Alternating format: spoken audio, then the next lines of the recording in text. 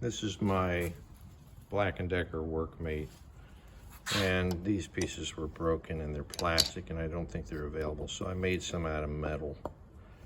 And they don't have these springy things to make the lever spring back into place, so I made a hole for an interference bolt, and that's what this is going to be. So it's supposed to spring up into that position and lock.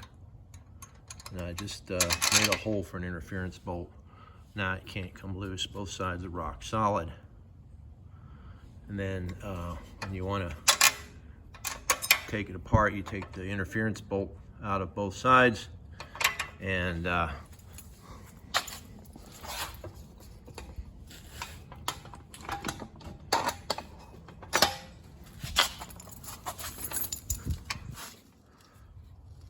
pull up on this and it'll drop down.